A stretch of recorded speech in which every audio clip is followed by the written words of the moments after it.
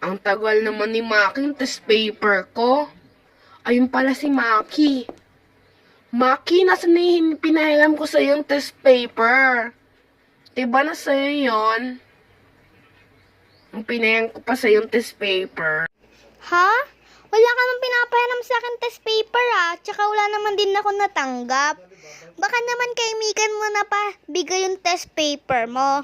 Kasi wala ka namang nabigay sa akin eh. Kay Mikan yun. Maki! Atayga, ito nga pala yung test paper mo. Sorry kung natagalan Maki, tara na sa classroom natin. Sige.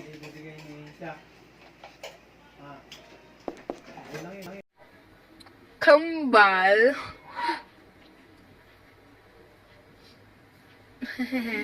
Kambal pala yun.